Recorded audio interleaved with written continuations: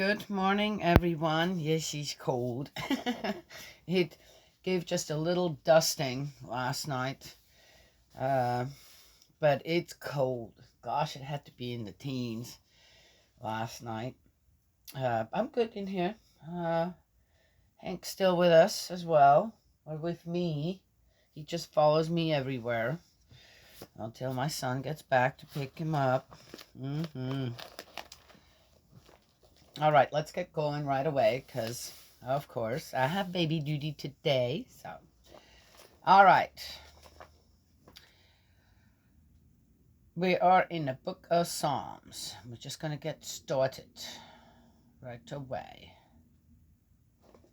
Let's see how much we did go.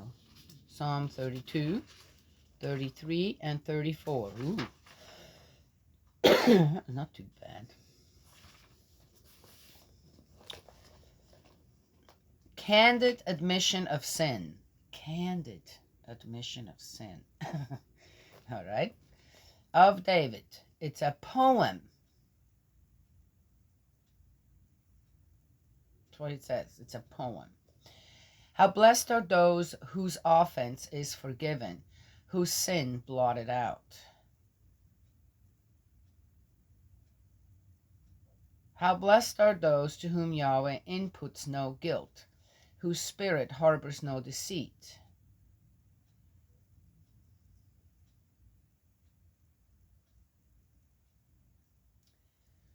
I said not a word, but my bones wasted away from groaning all the day. Day and night your hand lay heavy upon me. My heart grew parched as stubble in summer drought. I made my sin known to you, did not conceal my guilt. I said, I shall confess my offense to Yahweh, and you, for your part, took away my guilt, forgave my sin. That is why each of your faithful ones prays to you in time of distress. Even if great floods overflow, they will never reach your faithful. You are a refuge for me. You guard me in trouble. With songs of deliverance you surround me. I shall instruct you and teach you the way to go. I shall not take my eyes off you.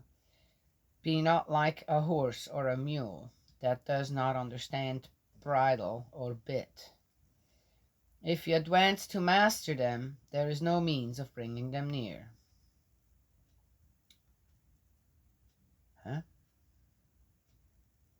Countless troubles are in store for the wicked, but one who trusts in Yahweh is enfolded in his faithful love. Rejoice in Yahweh, exalt all you upright, shout for joy, you honest of heart.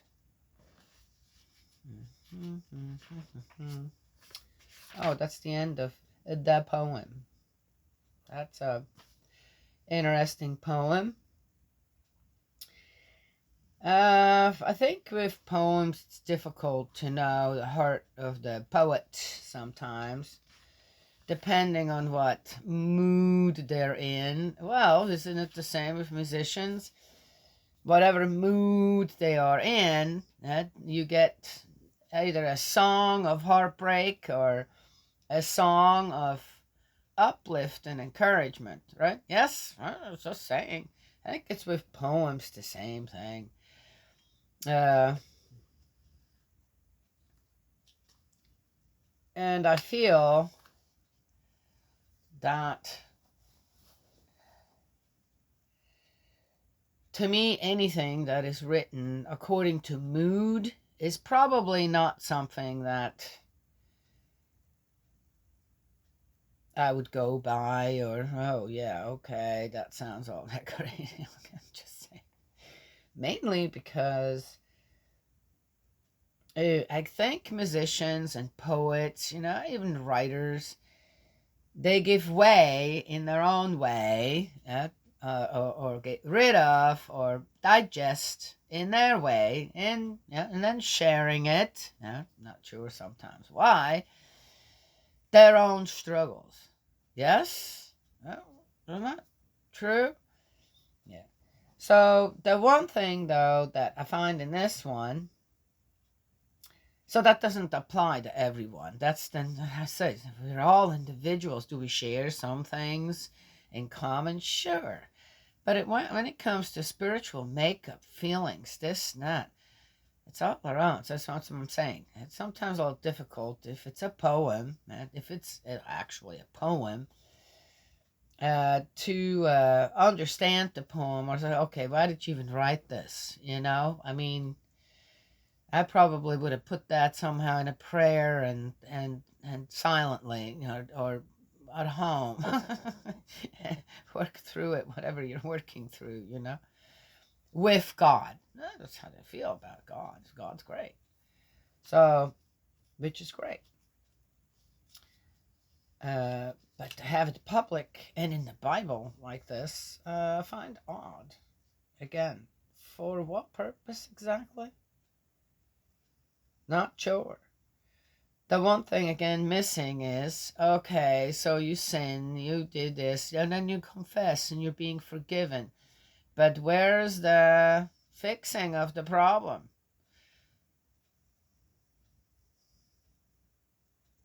The consequences are not there somehow. Oh, it tells of the consequences of the wicked again. Okay. All right, next. Psalm 33. Now, again, I'm not saying all this just to be disagreeable. It just, if I remember it at the end of 34, I'll talk about what I read or heard this morning. Just a little clip I was interested in because I feel kind of the same. Yeah. But boy, was that one shut down. I thought, oops. But the other party had a point. Yeah, okay. So I'm not saying, don't want to be disagreeable in the, I'm just against everything in here. No, just not going to be pulled into something that I have to say, hey, this takes more than just,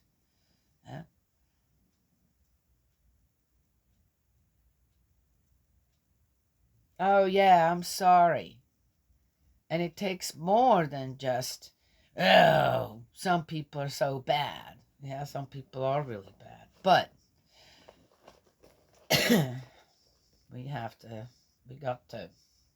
everyone has to be restored. Don't matter. Suddenly, if we don't have the choice, everyone has to be restored. Then we're going to start looking for one good thing. I talked about that before.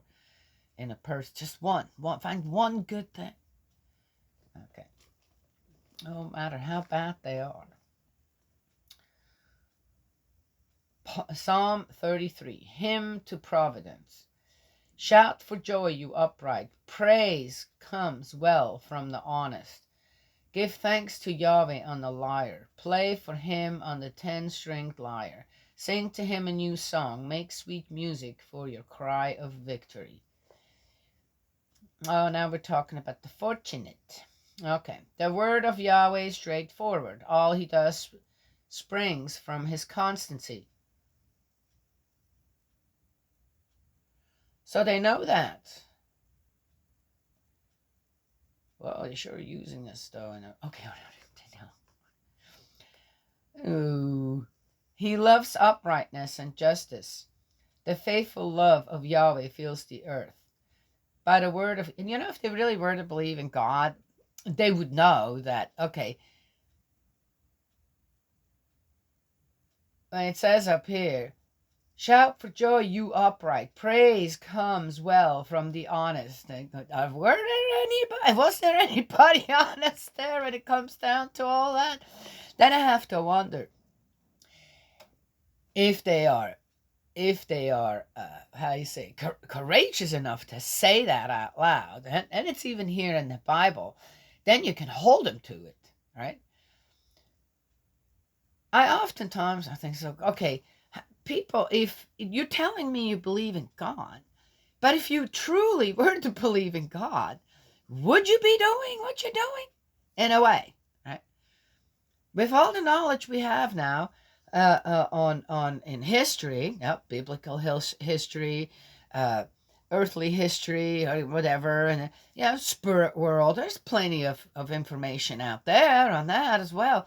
would people still, and all the people in the world, believe in Jesus and God, if they truly believed, all of them, would we have some things going on out there that are going on? Are people courageous? As I said, how often is God used just for the benefit for one's own agenda? And who would do that? I'd say someone who doesn't believe in God. Yes? I'm just saying. Yeah. Anywho, I know, Father. I'm trying. By the word... By the word of Yahweh the heavens were made, by the breath of his mouth. Wait. Did I read that second one all the way through? No, I better read that again. We can't miss a word on this one. So that's just the word that I got. The word of Yahweh is straightforward. All he does springs from his constancy. He loves, we didn't read that. He loves uprightness and justice. The faithful love of Yahweh fills the earth. Wow, those two last, that's why I had to go back, right? I started on the next one, and someone said, you got to go back. Let's read that one more time. That's beautiful. He loves uprightness and justice. The faithful love of Yahweh fills the earth. Again, how do you look at being up? It says he loves uprightness and justice. But in what way? Which and what way does God love uprightness and justice? Yeah, see, that's kind of my whole point with everything all the time. How? The poem we had before. How is that actually meant? Is that supposed to be here in the Bible? How does God? We just decide to use words any which way we want in a particular way for punishment or encouragement in a way. But the desire of what is uprightness and justice, that's God's. The desire for it. Because it's not existing really when it comes down to it. 100% for everyone and everything. Do you know what I mean? Okay. Well, maybe not. Well, that's pretty. I gotta mark this.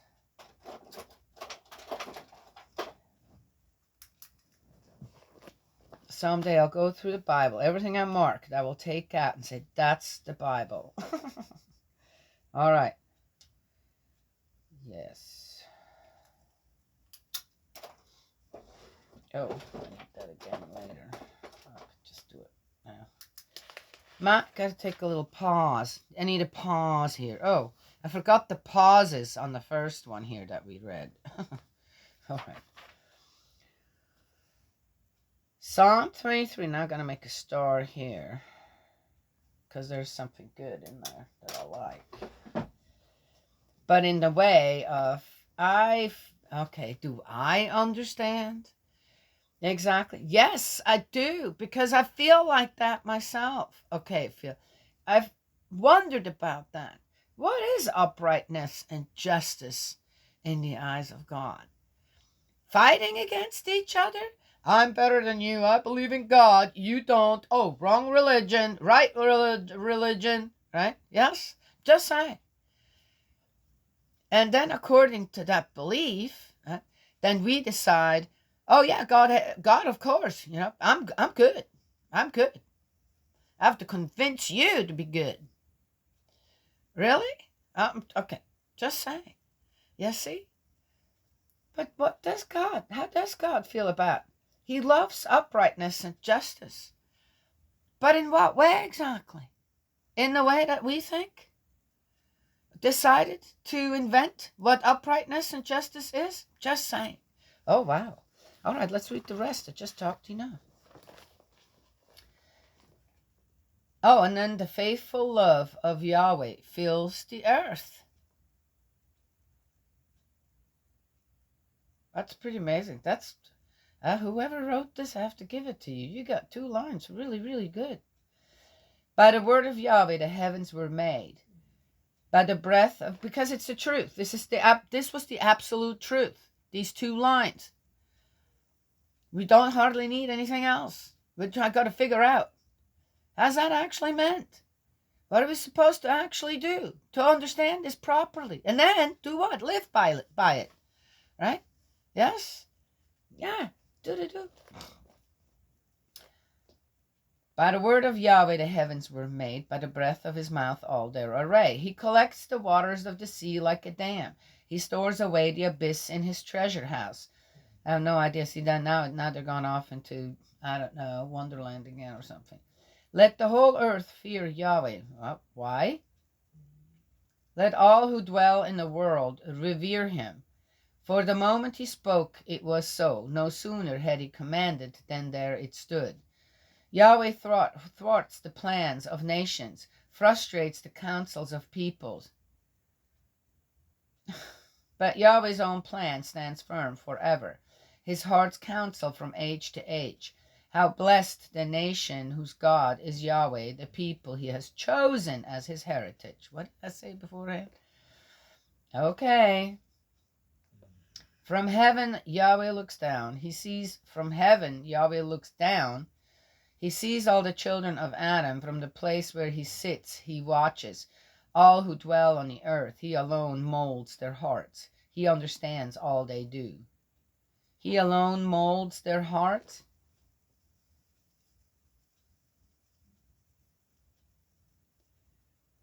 Now, that's an interesting one. I could talk a whole lot about that. How is that meant exactly? How did whoever wrote this, what did you mean by that exactly? Because again, that could be an incredibly beautiful. He alone molds their hearts. He understands all they do.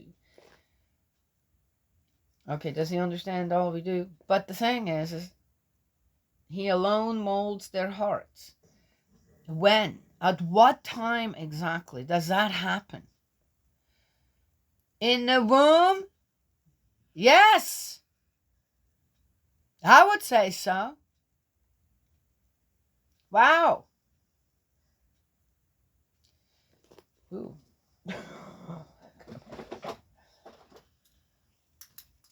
That's what came to my mind. Of course, now other things are coming to mind.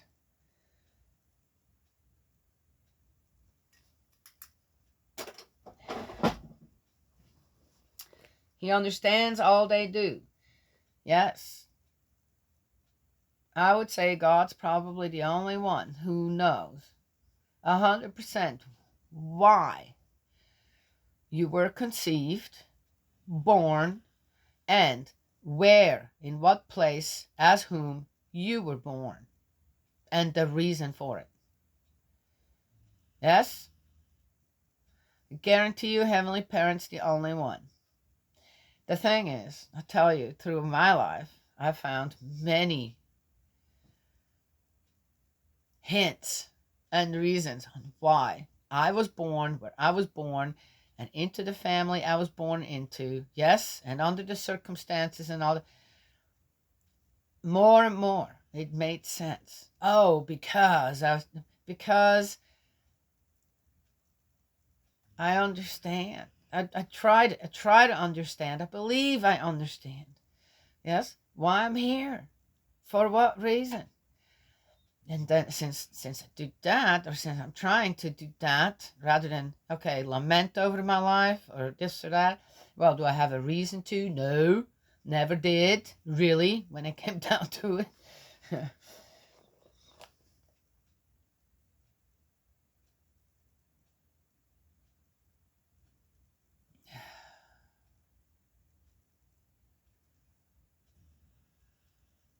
I think it's a privilege.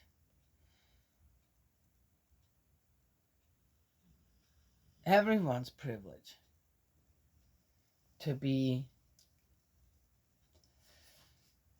chosen by God to be born. How about that? Yes? You think that's not a choice? I don't know. He molds our hearts. And he understands. He understands why each one of us is here. For what reason, this and that. Oh, do we follow that? Do we always understand it? I guess that's why it takes a lifetime to understand. Well, then you have to ask yourself why some people die so early. Okay. Consequences again? I have no idea. I'm not going to go there right now. Then I'll be talking way longer than what I have here. Sometimes I think I'll run out of stuff to say, and then I realize, no, you're not. You won't have enough time. Oh, I got to extend my life then. All right. Mm-hmm. A large army will not keep a king safe. Oh, nor his strength save a warrior's life. It is delusion to rely on a horse for safety, for all its power it cannot save. Wow.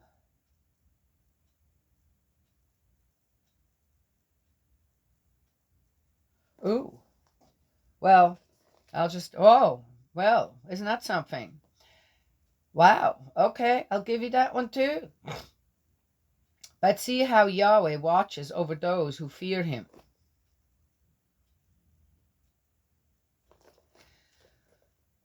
And then he goes right back into what? Those who rely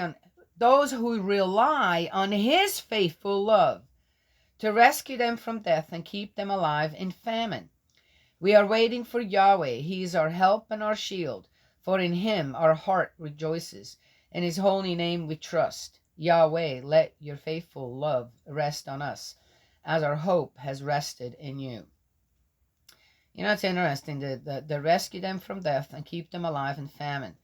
Well, what comes to mind? Well, if you stay alive in famine, most likely what? You are eating in behind people's backs. That's not always true.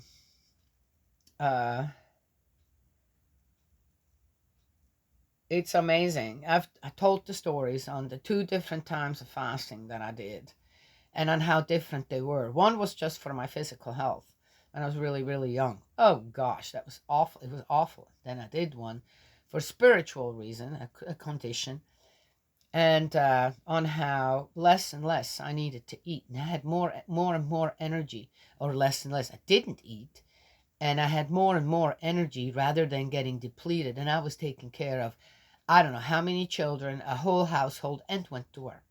So, just a little part time. And I had to force myself to eat after the time was up of the condition, which was just a week, 7 days. But I could have kept going. So,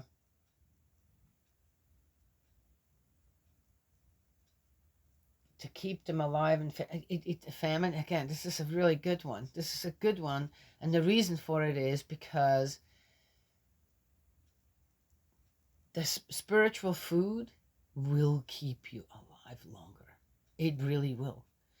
It's amazing on how that works. I found.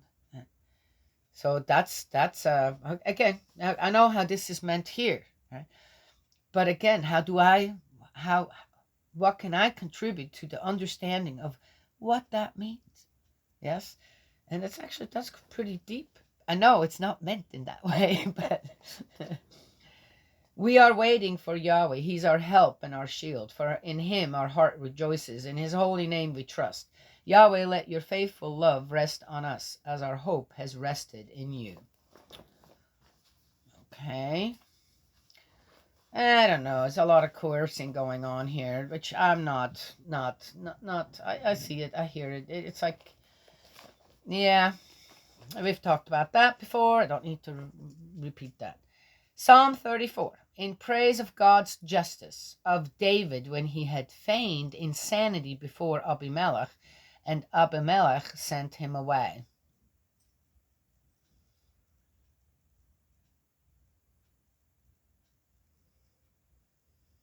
And now we have all those Aleph, Bet, Gimel, Dalei, He, Zain, Het, Tet, Yod, Kaf, Lamed, Mem, Nun, Samek, Ein, Pe, Zadeh, Uf, Resh, Shin, Ta. I'm just gonna. I just read that. I don't know why that is in front of it. Remember, I, I thought it was, and then I thought it was. I should just go and check that out. I will bless Yahweh at all times. His praise continually on my lips. I will praise Yahweh from my heart. Let the humble hear and rejoice.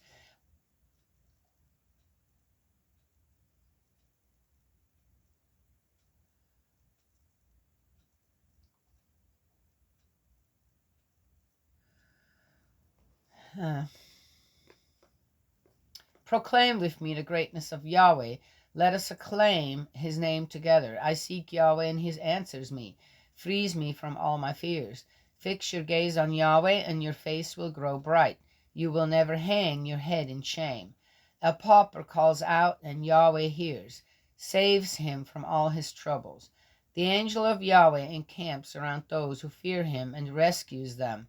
Taste and see that Yahweh is good. How blessed are those who take refuge in him. Sometimes I wonder if fear means to be prepared, to look ahead, to take the appropriate measures to avoid some things, okay? That's kind of what comes to my mind here when I read this. Because again, fear, okay, fear means something. Fear means one thing to most people, and that is to be scared of, right? But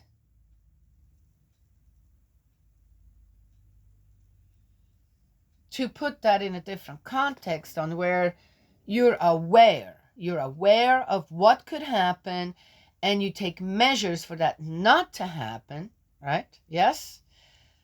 Then that's a good thing, isn't it? Yeah. So I wonder sometimes on how this is translated. This is an easy way to translate it. Yeah, well, I don't know, but it's not clear, right? Yes, on what that exactly means, and the people will just run with it, I guess. Right? Yes, okay. Just something to think about. Fear Yahweh, you his holy ones. Those who fear him lack for nothing. Young lions may go needy and hungry, but those who seek Yahweh lack nothing good. Come, my children, listen to me. I will teach you to the fear of Yahweh. Who among you delights in life, longs for time to enjoy prosperity? See, again now, if I will teach you the fear of Yahweh, I will teach you the way of Yahweh. Right? And on how you avoid this. Yeah? You prepare for that. Right? On how your life then, yeah? What, right? Okay. Who among you delights in life, longs for time to enjoy prosperity?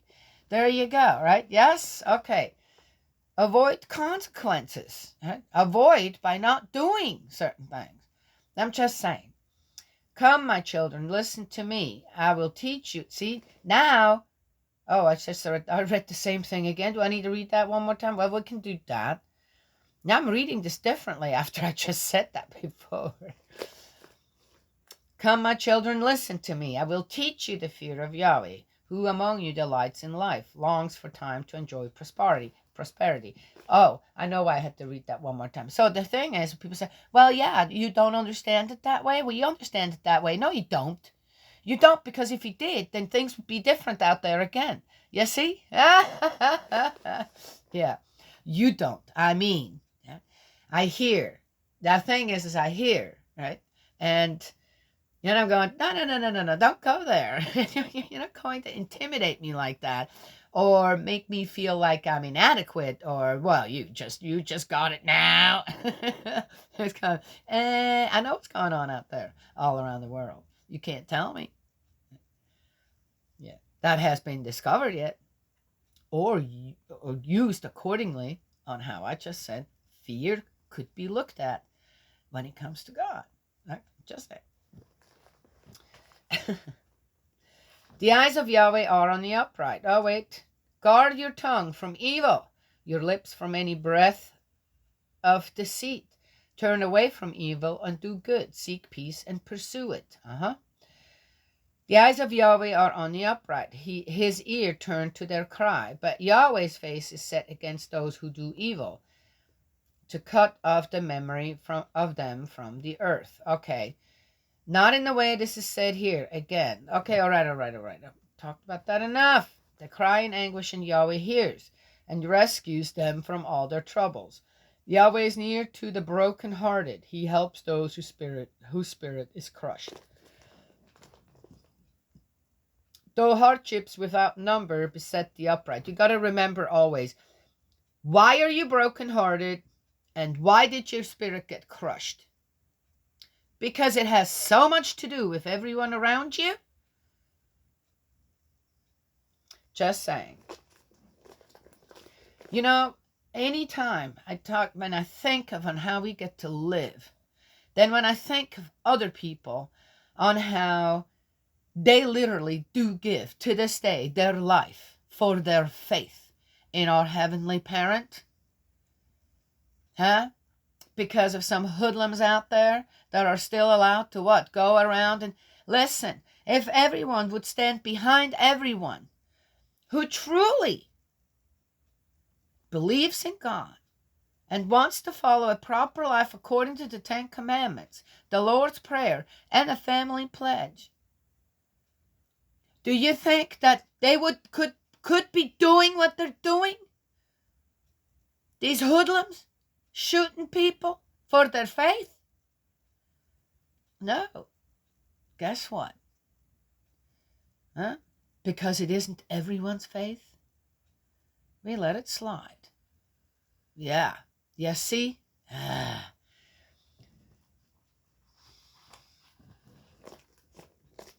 Just saying.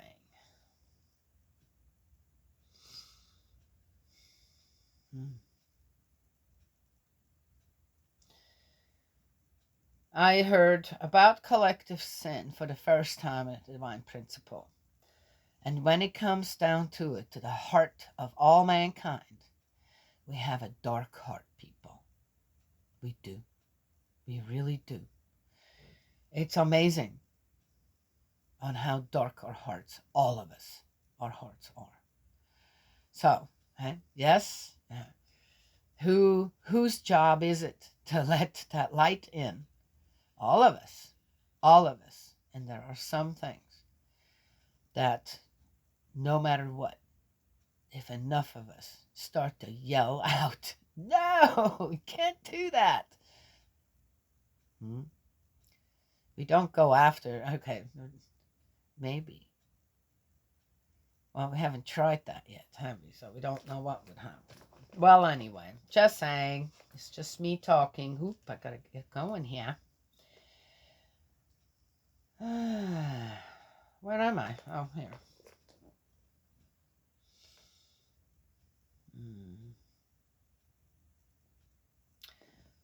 Though hardships without number beset the upright, Yahweh brings rescue from them all. Yahweh takes care of all their bones. Not one of them will be broken. What? Let's read that one more time. Though hardships without number beset the upright, Yahweh brings rescue from them all. Yahweh takes care of all their bones. Not one of them will be broken. But to the wicked, evil brings death. Those who hate the upright will pay the penalty.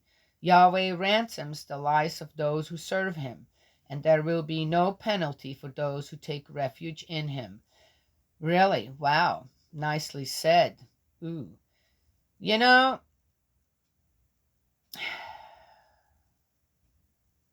those who hate the upright will pay the penalty.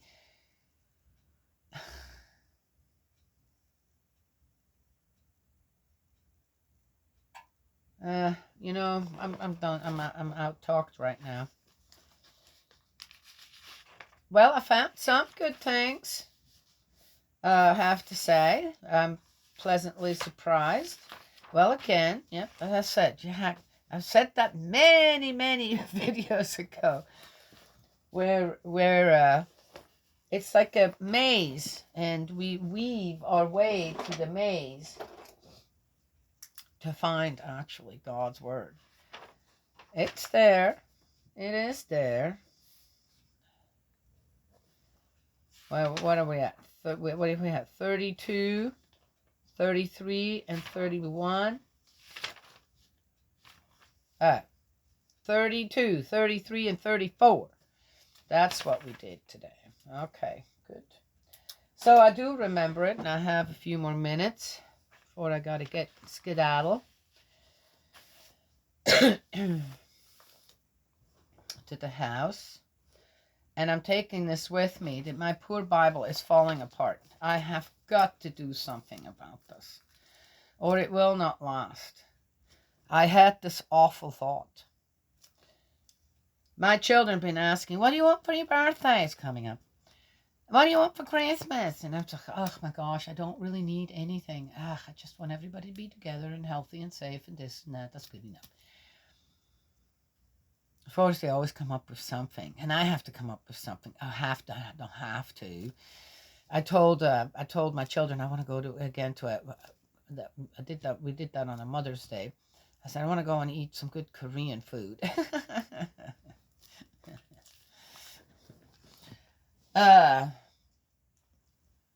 Let's see. So this lady was talking about getting rid of all the plastic industries. And yeah, that sounds great. That sounds absolutely amazing. You know what these are made of? That's what I can't afford. Plastic. There is so much made of plastic now that to shut down all the plastic industry is ludicrous. It's stupid. It's not, no, that's not going to happen. And in the way, again, that she said that, it was, okay, some kind of a Greenpeace, this or that, you'd go to these people's homes and yeah, they would try, and yet, the guy pointed out 9 out of 10 things on her, right, that are plastic. She didn't even know. So I've talked about garbage, right? Yes, we've got to get a hold of our garbage situation. We really do. Is there a lot of plastic involved? Yes. So again, the guy said to the woman who was against plastic, okay, I get it. You're not wrong. But the thing is, what you're expecting is not going to happen for many different reasons. But there may be other solutions on how to. Right? And it's true. I liked in the way that the guy first had to kind of, sadly,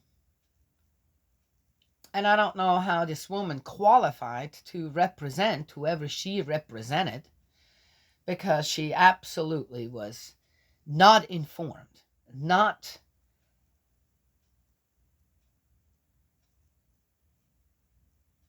informed. She was not knowledgeable, and she wasn't clever about it.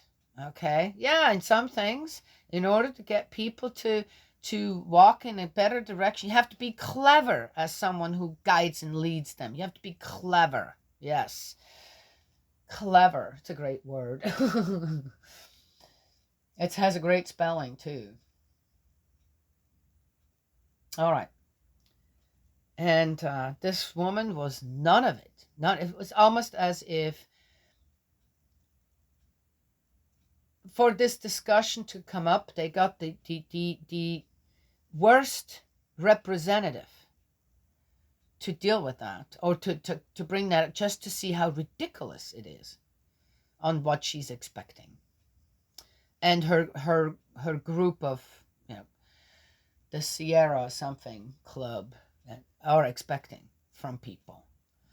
Oh, no, no. They're not expecting it from people. They want the people who are making money off the people with all this stuff first to be shut down. And I'm thinking, how many people are employed in all these industries, this and that? Do these people think about that? The guy didn't even bring that up. But I'm just saying. And I find it sad that groups, environmental groups, aren't tackling something that is a possibility to tackle. Okay, and then guide the people. You don't coerce and you don't force, no matter what. And with with knowledge, with a solution rather than than just saying, oh, you can't do that, that's bad. Okay, well, what's your other solution? Because it seems like if we don't have that, then there's a lot of things are going to go wrong in this clockwork of ours here, right? Yes. Yeah. So very interesting to watch these two. I personally feel that the guy that kind of grilled her wasn't all that coherent either, by the way. And but and didn't really address the problem either. He just showed her what oh well, whatever you're saying, that's not going to happen because of many different things. And then he just threw out, well, what's the solution? You're not giving me any solutions. I'm going, well, you're part of the solution.